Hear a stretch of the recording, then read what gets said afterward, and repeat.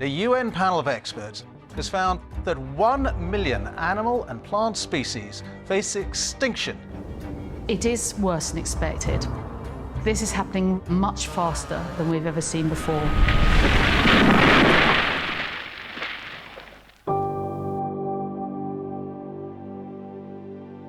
There's no question that it's a really challenging and difficult time for wildlife. The world is facing an ecological crisis.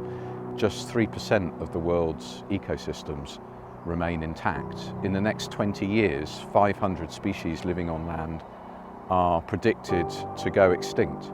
And that's why it's so important that we, as a wildlife conservation charity, look to the future and how can we best deliver our mission, our purpose, which is saving wildlife.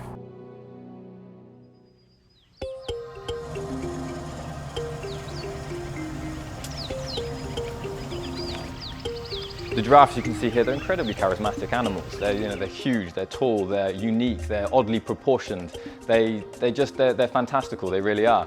And of course the benefit of that is it's very attractive to visitors, and visitors would love to come and see them. And that's a huge opportunity for us because it gets them in the room and it gives us the opportunity to talk more generally about the conservation of these really important keystone species and their plight in the wild. Here we go.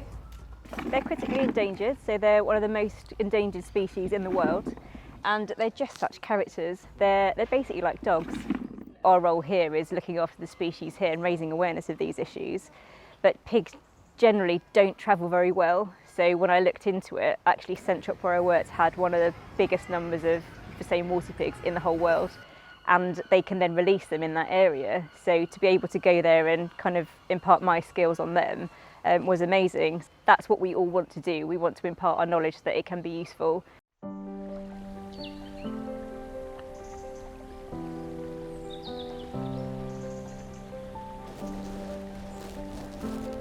Now these chaps come from America, North America, and they were brought in the 70s into Somerset for farming.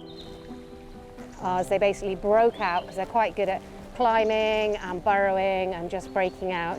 So they basically started migrating into our rivers and lakes and multiplying. Gonna pull up the ART and see if we've got any crayfish in here. So the signal crayfish, they will attack things like fish eggs, they'll burrow and cause bank collapse and flooding. Our little guys don't do any of that nonsense. Why should zoos do conservation? Zoos are really well placed to do conservation. It's incredibly emotive to see animals really close up and to understand the need for conservation and the need to preserve these species and to listen a little bit more about all the field work we do, which is why I've been part of a zoo for so many years, because it's such a great way to do conservation.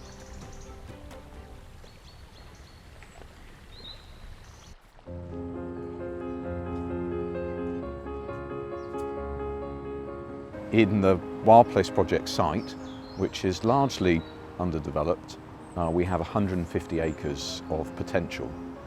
And that gives us a wonderful opportunity to create a really different kind of zoo. Perhaps a zoo that's much more appropriate for the 21st century. This opportunity to move Bristol Zoo up to Wild Place projects gives us a chance to evaluate which species we're working with. And one of our targets is to have 90% of the species that we're working with in the organization with targeted conservation measures. I think the really exciting thing about Wild Place is that it's a conservation organisation displaying animals rather than an organisation displaying animals doing conservation. It's a twist. Every animal there is going to have a really good reason for being there. To me, that's why I work at a zoo, is to raise awareness for the animals that we need to conserve.